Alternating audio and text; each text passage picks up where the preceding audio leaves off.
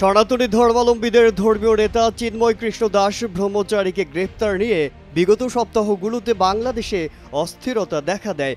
বিষয়টি নিয়ে ভারত ও বাংলাদেশে সম্পর্ক অঘোষিত শীতলতা চলছে।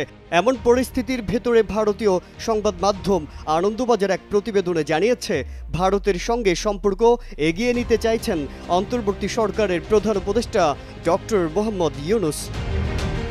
সোমবার আনন্দবাজারের এক প্রতিবেদনে বলা হয়, প্রধান উপদেষ্টার প্রেস সচিব শফিকুল আলম ফোন কলে পত্রিকাটিকে জানান, ভারতের সঙ্গে উত্তেজনা বেড়েই চলেছে।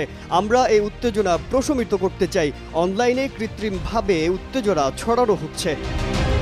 তিনি বলেন, ভারতীয় সাংবাদিকদের বাংলাদেশে এসে পরিস্থিতি দেখার আমন্ত্রণ জানাচ্ছি। বিচ্ছিন্ন কিছু ঘটনা ঘটেছে, এসবের বিরুদ্ধে ব্যবস্থা নিয়েছে। চট্টগ্রামেও পুলিশি নিরাপত্তা বাড়ানো হয়েছে। প্রেস সচিব বলেন, ইসকনের সব ধর্মীয় নেতাদের সঙ্গে আলোচনা করা হয়েছে। তাদের নিষিদ্ধ করার বিষয়ে কোনো প্রশ্ন এখনও ওঠেনি। ভারতের কাছে ভুল ব্যাখ্যা দেওয়া হয়েছে। কোনো ধর্মীয় সংগঠনকে নিষিদ্ধ করা বাংলাদেশ সরকারের লক্ষ্য নয়।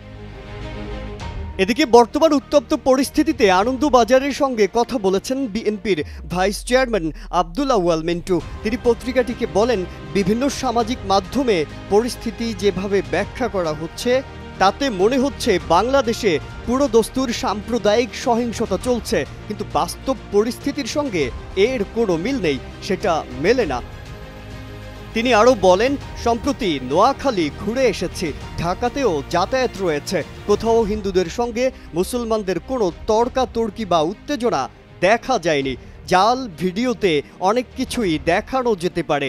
অন্যদিকে পত্রিকাটিকে দেয়া এক সাক্ষাৎকারে বাংলাদেশ জামায়াত ইসলামীর সহকারী সেক্রেটারি জেনারেল হামিদুর রহমান আজাদ বলেন, চিন্ময় কৃষ্ণ দাসকে তো ইসকন থেকেই বহিষ্কার করেছে।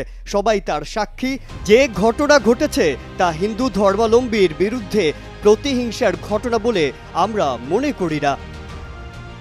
হামিদুর রহমান আজাদ বলেন, সনাতন ধর্মের কাউকে আক্রমণ করা হয়নি। বিশ্বাস করি বাংলাদেশে বিভিন্ন জাতি, ধর্ম, সম্প্রদায়ের মানুষ থাকবে, সম্প্রীতি থাকবে। এদিকে সরকার পতনের পর থেকেই ভারত বাংলাদেশের সম্পর্ক কেমন হবে তা নিয়ে ব্যাপক আলোচনা হচ্ছে। এছাড়া তরুণ প্রজন্ম অনেকটাই ভারত বিরোধী, কিন্তু বাংলাদেশের সাথে ভারতের সম্পর্কটা হবে কূটনৈতিকভাবে, এমনটাই মনে করছেন সংশ্লিষ্টরা। এদিকে ভারতের সাথে সম্পর্ক এগিয়ে নিতে কাজ করে যাচ্ছেন অন্তর্বর্তীকালীন সরকার ডক্টর ইউনূস। মাজহারুল আলম, কালের কণ্ঠ।